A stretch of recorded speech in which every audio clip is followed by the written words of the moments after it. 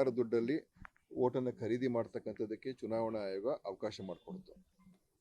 ಮುಂದಿನ ದಿವಸಗಳಲ್ಲಿ ಏನು ಸರ್ಕಾರದ್ದು ಎಲ್ಲರೂ ಕೂಡ ಅದನ್ನೇ ಮಾಡಕ್ಕೆ ಶುರು ಮಾಡಿದ್ರೆ ಈಗ ಚುನಾವಣೆ ಹತ್ರ ಇದ್ದಾಗ ಯಾವುದೋ ಒಂದು ಸ್ಕೀಮನ್ನು ಘೋಷಣೆ ಮಾಡಿಬಿಟ್ಟು 10,000 20,000 30,000 ಕೊಟ್ಬಿಟ್ರೆ ಅವ್ರ ಅಕೌಂಟ್ಗಳಿಗೆ ಮತ್ತೆ ಇದು ನ್ಯಾಯದ ಚುನಾವಣೆ ಹೆಂಗೆ ಹೇಳೋಕ್ಕಾಗ್ತದೆ?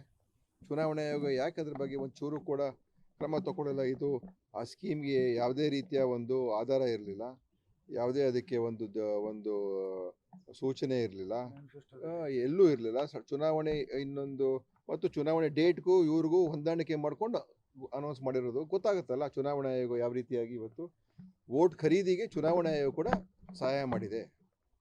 ಸೊ ನಮ್ಮ ಏನು ಜನರ ದುಡ್ಡಲ್ಲಿ ಒಂದು ರಾಜಕೀಯ ಪಕ್ಷ ಚುನಾವಣೆಗಳನ್ನು ಈ ಥರ ಮಾಡಿದ್ರೆ ಇದಕ್ಕೆ ಯಾವ ನೈತಿಕತೆ ಅಂತ ಹೇಳ್ಬೇಕು ನಾವು? ಖಂಡಿತ ಅದಕ್ಕೆ ರಾಹುಲ್ ಗಾಂಧಿಯವರು ಆ ಥರ ಹೇಳಿದ್ದಾರೆ. ನೋಡಿ, ನಾನು ಪೂರ್ತಿ ಮಾಹಿತಿ ನಾನು ಎಕ್ಸ್ಪರ್ಟ್ ಏನಲ್ಲ, ಆದರೆ ಈಗಾಗಲೇ ಹೇಳಿದ್ನಲ್ಲ, ಈ ಥರ ಚುನಾವಣೆ ಹತ್ರ ಇದ್ದಾಗ ಅವ್ರಗಳಿಗೆ ಎಲ್ಲ ದುಡ್ಡನ್ನು ಕೊಟ್ಟಿರುವಂಥದ್ದು, ಸರ್ಕಾರ ದುಡ್ಡನ್ನು ಸುಮಾರು 75 ಲಕ್ಷ ಕುಟುಂಬಗಳಿಗೆ ಏನು ಕೊಟ್ಟಿದ್ದಾರೆ ಅದು, ಮತ್ತು ಅವ್ರದ್ದು ಆದಂಥ ಎಲ್ಲ ರೀತಿಯ ಅವರಲ್ಲಿ ಏನು ನಿತೀಶ್ ಕುಮಾರ್ ಅವ್ರದ್ದು ಕೂಡ ಅವ್ರದ್ದು ಒಂದು ವರ್ಚಸ್ಸು ಇದೆ, ಅದಿಲ್ಲ ಅಂತ ನಾನು ಹೇಳೋದಿಲ್ಲ. ಬಟ್ ಎಲ್ಲ ರೀತಿಯ ಅವರು ಅಸ್ತ್ರಗಳನ್ನು ಉಪಯೋಗಿಸ್ಕೊಳ್ತಕ್ಕಂಥದ್ರಲ್ಲಿ ಇವತ್ತು ಕೇಂದ್ರ ಸರ್ಕಾರ BJP ಅವರು ಮಾಡ್ತಾ ಇರ್ತಕ್ಕಂಥ ಅದು ಇದೆ. ಬಟ್ ನಮ್ಮ ವೈಫಲ್ಯ ಕೂಡ ಇರ್ತದೆ, ನಮ್ಮ ವೈಫಲ್ಯ ಇಲ್ಲ ಅಂತ ಹೇಳೋಕ್ಕಾಗಲ್ಲ ತಾನೆ. ಸೋಲನ್ನು ಇನ್ನೊಬ್ಬರದು ತಪ್ಪಂತ ಇನ್ನೊಬ್ಬರದು ಬೇರೆಯವ್ರು ಮಾಡಿರುವಂಥದ್ದು ಮಾತ್ರ ಮಾತಾಡುವಂಥದ್ದಲ್ಲ, ನಮ್ಮಲ್ಲೂ ಕೂಡ ತಪ್ಪುಗಳಾಗಿರ್ತದೆ. ಈಗ ಅಂತಿಮವಾಗಿ ಮಹಾಗಠಬಂಧನ್ ಸೀಟ್ ವಿತರಣೆಯಲ್ಲಿ ಕೊನೆವರೆಗೂ ಕೂಡ ಸರಿಪಡಿಸ್ಕೊಳ್ಳೋಕ್ಕಾಗಲಿಲ್ಲ, ಕನ್ಫ್ಯೂಷನ್ ಇತ್ತು. ಮುಖ್ಯಮಂತ್ರಿ ಘೋಷಣೆ ಮಾಡೋದ್ರಲ್ಲೂ ಕೂಡ ಸ್ವಲ್ಪ ಒಂದು ಸಮಸ್ಯೆಗಳಾಗಿತ್ತು. ನಾನು ಇಲ್ಲಿಂದ ದೂರದಿಂದ ಹೇಳಬೇಕಾದ್ರೆ ಇದೆಲ್ಲ ಕೂಡ ಅದು ಕಾರಣ ಆಗಿರ್ತದೆ. ಸೊ ಇದೆಲ್ಲ ಮತ್ತೆ ಆತ್ಮಾವಲೋಕನ ಮಾಡ್ಕೊಳ್ಬೇಕು, ನೋಡಬೇಕು ಎಲ್ಲೆಲ್ಲಿ ಏನೇನಾಯಿತು ಅಂತ. ಅದನ್ನು ಕೇಂದ್ರದವ್ರು ಮಾಡ್ತಾರೆ, ಆದರೆ ನಮ್ಮ ಈ ಸೋಲನ್ನು ನಾವು ಒಪ್ಕೊಳ್ಬೇಕಾಗ್ತದೆ. ಜನ ನಮ್ಮನ್ನು ಅಲ್ಲಿ ತಿರಸ್ಕಾರ ಅದನ್ನು ಕೂಡ ಒಪ್ಕೊಳ್ಬೇಕಾಗ್ತದೆ. ಆದರೆ ಸರ್ಕಾರದ ಯಂತ್ರವನ್ನು ಮತ್ತು ಎಲ್ಲ ಸಂಸ್ಥೆಗಳನ್ನು ದುರುಪಯೋಗ ಪಡಿಸ್ಕೊಂಡಿರ್ತಕ್ಕಂಥದ್ದು ಕೂಡ ಇದೆ. ವಿಶೇಷ ಟ್ರೈನ್ಗಳನ್ನು ಬೇರೆ ಅಕ್ಕಪಕ್ಕ ರಾಜ್ಯಗಳಿಂದ UPಯಿಂದ ಎಲ್ಲ ಬಿಹಾರಿಗೆ ವಿಶೇಷ ಸೌಲಭ್ಯಗಳು ಮಾಡಿ ಕಳಿಸಿದ್ದಾರೆ. ಅದರ ಬಗ್ಗೆನೂ ಮಾಹಿತಿ ನಿನ್ನೆ ಹೇಳ್ತಾ ಇದ್ರು. ಸೊ ಈ ಥರ ಎಲ್ಲ ಮಾಡಿದ್ರೆ ಇದಕ್ಕೆ ನಾವೇನಂತ ಹೇಳಬೇಕು?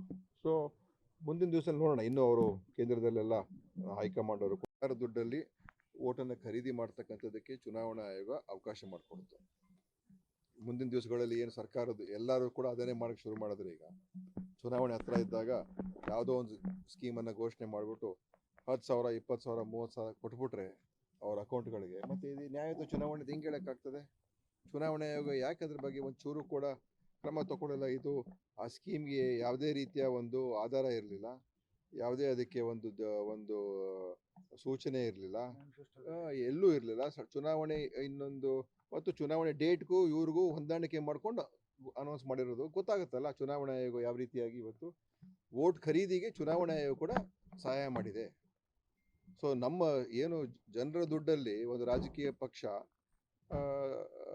ಚುನಾವಣೆಗಳನ್ನು ಈ ಥರ ಮಾಡಿದ್ರೆ ಇದಕ್ಕೆ ಯಾವ ನೈತಿಕತೆ ಅಂತ ಹೇಳ್ಬೇಕು ನಾವು? ಖಂಡಿತ ಅದಕ್ಕೆ ರಾಹುಲ್ ಗಾಂಧಿಯವರು ಆ ಥರ ಹೇಳಿದ್ದಾರೆ. ನೋಡಿ, ನಾನು ಪೂರ್ತಿ ಮಾಹಿತಿ ನಾನು ಎಕ್ಸ್ಪರ್ಟ್ ಏನಲ್ಲ, ಆದರೆ ಈಗಾಗಲೇ ಹೇಳಿದ್ನಲ್ಲ, ಈ ಥರ ಚುನಾವಣೆ ಹತ್ರ ಇದ್ದಾಗ ಅವ್ರಗಳಿಗೆ ಎಲ್ಲ ದುಡ್ಡನ್ನು ಕೊಟ್ಟಿರುವಂಥದ್ದು, ಸರ್ಕಾರ ದುಡ್ಡನ್ನು ಸುಮಾರು 75 ಲಕ್ಷ ಕುಟುಂಬಗಳಿಗೆ ಏನು ಕೊಟ್ಟಿದ್ದಾರೆ ಅದು, ಮತ್ತು ಅವ್ರದ್ದು ಆದಂಥ ಎಲ್ಲ ರೀತಿಯ ಅವರಲ್ಲಿ ಏನು ನಿತೀಶ್ ಕುಮಾರ್ ಅವ್ರದ್ದು ಕೂಡ ಅವ್ರದ್ದು ಒಂದು ವರ್ಚಸ್ಸು ಇದೆ, ಅದಿಲ್ಲ ಅಂತ ನಾನು ಹೇಳೋದಿಲ್ಲ. ಬಟ್ ಎಲ್ಲ ರೀತಿಯ ಅವರು ಅಸ್ತ್ರಗಳನ್ನು ಉಪಯೋಗಿಸ್ಕೊಳ್ತಕ್ಕಂಥದ್ರಲ್ಲಿ ಇವತ್ತು ಕೇಂದ್ರ ಸರ್ಕಾರ BJP ಅವರು ಮಾಡ್ತಾ ಇರ್ತಕ್ಕಂಥ ಅದು ಇದೆ. ಬಟ್ ನಮ್ಮ ವೈಫಲ್ಯ ಕೂಡ ಇರ್ತದೆ, ನಮ್ಮ ವೈಫಲ್ಯ ಇಲ್ಲ ಅಂತ ಹೇಳೋಕ್ಕಾಗಲ್ಲ ತಾನೆ. ಸೋಲನ್ನು ಇನ್ನೊಬ್ಬರದು ತಪ್ಪಂತ ಇನ್ನೊಬ್ಬರದು ಬೇರೆಯವ್ರು ಮಾಡಿರುವಂಥದ್ದು ಮಾತ್ರ ಮಾತಾಡುವಂಥದ್ದಲ್ಲ, ನಮ್ಮಲ್ಲೂ ಕೂಡ ತಪ್ಪುಗಳಾಗಿರ್ತದೆ. ಈಗ ಅಂತಿಮವಾಗಿ ಮಹಾಗಠಬಂಧನ್ ಸೀಟ್ ವಿತರಣೆಯಲ್ಲಿ ಕೊನೆವರೆಗೂ ಕೂಡ ಸರಿಪಡಿಸ್ಕೊಳ್ಳೋಕ್ಕಾಗಲಿಲ್ಲ, ಕನ್ಫ್ಯೂಷನ್ ಇತ್ತು. ಮುಖ್ಯಮಂತ್ರಿ ಘೋಷಣೆ ಮಾಡೋದ್ರಲ್ಲೂ ಕೂಡ ಸ್ವಲ್ಪ ಒಂದು ಸಮಸ್ಯೆಗಳಾಗಿತ್ತು. ನಾನು ಇಲ್ಲಿಂದ ದೂರದಿಂದ ಹೇಳಬೇಕಾದ್ರೆ ಇದೆಲ್ಲ ಕೂಡ ಅದು ಕಾರಣ ಆಗಿರ್ತದೆ. ಸೊ ಇದೆಲ್ಲ ಮತ್ತೆ ಆತ್ಮಾವಲೋಕನ ಮಾಡ್ಕೊಳ್ಬೇಕು, ನೋಡಬೇಕು ಎಲ್ಲೆಲ್ಲಿ ಏನೇನಾಯಿತು ಅಂತ. ಅದನ್ನು ಕೇಂದ್ರದವ್ರು ಮಾಡ್ತಾರೆ, ಆದರೆ ನಮ್ಮ ಈ ಸೋಲನ್ನು ನಾವು ಒಪ್ಕೊಳ್ಬೇಕಾಗ್ತದೆ. ಜನ ನಮ್ಮನ್ನು ಅಲ್ಲಿ ತಿರಸ್ಕಾರ ಅದನ್ನು ಕೂಡ ಒಪ್ಕೊಳ್ಬೇಕಾಗ್ತದೆ. ಆದರೆ ಸರ್ಕಾರದ ಯಂತ್ರವನ್ನು ಮತ್ತು ಎಲ್ಲ ಸಂಸ್ಥೆಗಳನ್ನು ದುರುಪಯೋಗ ಪಡಿಸ್ಕೊಂಡಿರ್ತಕ್ಕಂಥದ್ದು ಕೂಡ ಇದೆ. ವಿಶೇಷ ಟ್ರೈನ್ಗಳನ್ನು ಬೇರೆ ಅಕ್ಕಪಕ್ಕ ರಾಜ್ಯಗಳಿಂದ UPಯಿಂದ ಎಲ್ಲ ಬಿಹಾರಿಗೆ ವಿಶೇಷ ಸೌಲಭ್ಯಗಳು ಮಾಡಿ ಕಳಿಸಿದ್ದಾರೆ.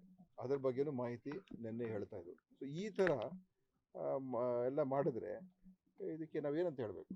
ಸೊ ಮುಂದಿನ ದಿವಸ ನೋಡೋಣ, ಇನ್ನೂ ಅವರು ಕೇಂದ್ರದಲ್ಲೆಲ್ಲ ಹೈಕಮಾಂಡ್ ಅವರು ಎಲ್ಲ ಮಾಹಿತಿಯನ್ನು ಸಂಗ್ರಹಣೆ ಮಾಡ್ತಾರೆ. ಮುಖ್ಯಮಂತ್ರಿಯವರು ಡೆಲ್ಲಿಗೆ ಸಂಬಂಧ ಇಲ್ಲ, ಅಲ್ಲಿ ಇನ್ನೊಂದು ಅಲ್ಲೊಂದು ಪುನರ್ರಚನೆಗೆ ಏನಾದರೂ ನೋಡಿ, ಅದು ನಾನು ಹೇಳುವಂಥದ್ದೇನಲ್ಲ, ಅದು ಮುಖ್ಯಮಂತ್ರಿಯವ್ರಿಗೆ ನೀವು ಕೇಳಬೇಕು, ಅದು ಅವರ ವ್ಯಾಪ್ತಿಗೆ ಬರುವಂಥದ್ದು. ಸರ್, ಈಗ ಈ ನಾರ್ತ್ ಇಂಡಿಯಾದ ಎಲೆಕ್ಷನ್ಗೂ ನಾನು ಈಗ ವಿಶ್ಲೇಷಣೆ ಮಾಡಿದರೆ ಸ್ವಲ್ಪ ಅಲ್ಲಿ ನಾರ್ತ್ ಇಂಡಿಯಾದಲ್ಲಿ ನೋಡ್ಬೇಕು. ಯಾಕಂದರೆ ಒಂದು ಕಡೆ ಈ ಹಿಂದುತ್ವದ ಒಂದು ಏನು ಅವರು ಒಂದು ವಿಭಜನೆ ಮಾಡಿದ್ದಾರೆ, ಅದನ್ನು ಉಪಯೋಗಿಸ್ಕೊಂಡು ಅದು ಹೆಚ್ಚಿನ ದಕ್ಷಿಣ ಭಾರತದಲ್ಲಿ ಅದಿಲ್ಲ. ತಮಿಳುನಾಡು, ಕೇರಳ, ಕರ್ನಾಟಕ, ತೆಲಂಗಾಣ, ಆಂಧ್ರ ಈ ರಾಜ್ಯಗಳಲ್ಲಿ ಅದು ಮಾಡೋಕ್ಕಾಗಿಲ್ಲ. ಕರ್ನಾಟಕದಲ್ಲೂ ಕೂಡ ಮಾಡೋಕ್ಕಾಗಿಲ್ಲ. BJPಯಲ್ಲಿ ಯಾವತ್ತೂ ಗೆದ್ದಿಲ್ಲ, ಆದರೆ ಒಳ್ಳೆ ರಿಸಲ್ಟ್ ತೊಗೊಂಡಿದ್ದಾರೆ. ಆದರೆ ಹಿಂದುತ್ವದ ಆಧಾರದ ಮೇಲೆ ಅದು ಅದು ಅಷ್ಟು ಅದಕ್ಕೇನೆ ನಾವು ಹೇಳೋಕ್ಕಾಗೋದಿಲ್ಲ. ಆದರೆ ಅಲ್ಲಿ ಉತ್ತರ ಭಾರತದಲ್ಲಿ ಅದು ಒಂದು ರೀತಿ ಆ ಒಂದು ವಾತಾವರಣ ನಿರ್ಮಾಣ ಮಾಡೋದ್ರಲ್ಲಿ ಅವರು ಬೇರೆ ಬೇರೆ ವಿಷಯಗಳನ್ನೆಲ್ಲ ಅವರು ಅದನ್ನು ಏನು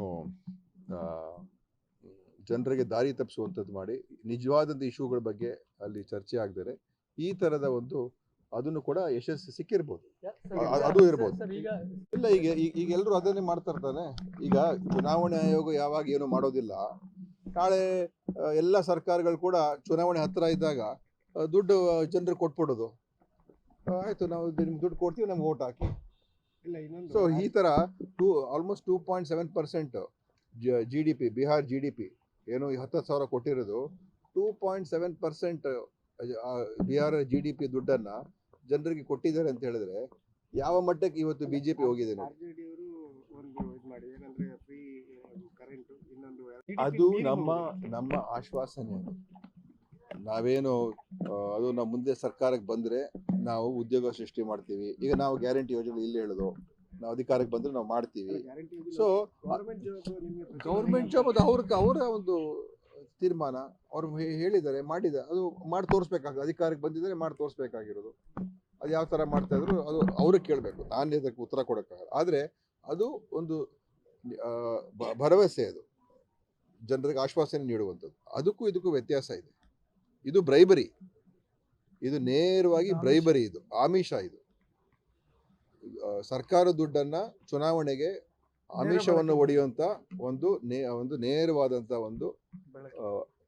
ಒಂದು ಪ್ರಕ್ರಿಯೆ ಇದು. ಸರ್, ಈಗ ನಿನ್ನೆ ಮಂಗಳೂರಲ್ಲಿ ಬೀದಿ ನಾಯಿಗಳನ್ನ ಸ್ಟ್ರೀಟ್ ಡಾಗ್ಸ್ ಈಗ ಸುಪ್ರೀಂ ಕೋರ್ಟ್ ಅವರು ಹೊಸ ಒಂದು ಕಾನೂನನ್ನು ಅವರು ಕೇಂದ್ರದಲ್ಲಿ ಅವರು ಘೋಷಣೆ ಮಾಡಿದ್ದಾರೆ. ಈಗ ಯಾವ ರೀತಿಯಾಗಿ ಅನುಷ್ಠಾನ ಮಾಡಬೇಕು ನಗರ ಪಾಲಿಕೆಗಳೆಲ್ಲ ನೋಡಬೇಕಾಗ್ತದೆ. ಯಾಕೆಂತ ಹೇಳಿದ್ರೆ ಅವರ ಗೈಡ್ಲೈನ್ಸ್ ಏನೇನಿದೆ, ನಮ್ಮ ರಾಜ್ಯದಲ್ಲೂ ಕೂಡ ಅದನ್ನು ನೋಡಿಕೊಂಡು ಗೈಡ್ಲೈನ್ಸನ್ನು ನಗರಾಭಿವೃದ್ಧಿ ಇಲಾಖೆ ಮತ್ತು ಬೇರೆ ಇನ್ಯಾವುದೋ ಸಂಬಂಧಪಟ್ಟ ಇಲಾಖೆಗಳು ಮಾಡಬೇಕಾಗ್ತದೆ. ಆದರೆ ಯಾಕಂದರೆ ಇದುವರೆಗೂ ನಾವು ನಾಯಿಗಳನ್ನ ತೊಗೊಂಡೋಗಿ ವಾಪಸ್ ಅಲ್ಲೇ ಬಿಡಬೇಕಾಗಿತ್ತು. ಏನದಕ್ಕೆ ಆಪರೇಷನ್ ಮಾಡಿ ವಾಪಸ್ ಅಲ್ಲೇ ಬಿಡುವಂಥ ವ್ಯವಸ್ಥೆ ಇತ್ತು. ಈಗ ಅವ್ರು ಹೇಳುವಂಥದ್ದು ಶೆಲ್ಟರ್ಗಳೆಲ್ಲ ನಿರ್ಮಾಣ ಮಾಡಿ ಅಲ್ಲೋಗಿ ಅವರ ನಾಯಿಗಳನ್ನೆಲ್ಲ ಅಲ್ಲೇ ಇಡುವಂಥ ವ್ಯವಸ್ಥೆ ಮಾಡಿ ಅಂತೆಲ್ಲ ಏನೇನೋ ಹೇಳಿದ್ದಾರೆ. ಮತ್ತು ಸಾರ್ವಜನಿಕ ಸ್ಥಳಗಳು ಮತ್ತು ಬೇರೆ ಬೇರೆ ಎಲ್ಲೆಲ್ಲಿದೆ ಅದನ್ನು ಗಮನ ಇಟ್ಕೊಂಡು ಮಾಡಿ ಅಂತ ಹೇಳಿದ್ದಾರೆ. ಸೊ ಆ ರೂಲ್ಸ್ ಪ್ರಕಾರ ಏನು ಗೈಡ್ಲೈನ್ಸ್ ಇಶ್ಯೂ ಮಾಡ್ತಾರೆ ನಗರಾಭಿವೃದ್ಧಿ ಇಲಾಖೆ, ಅದ್ರ ಪ್ರಕಾರ ಮಾಡಬೇಕಾಗ್ತದೆ. ಗ್ಯಾರಂಟಿ ನ್ಯೂಸ್, ಸುದ್ದಿ ಖಚಿತ, ನ್ಯಾಯ ನಿಶ್ಚಿತ.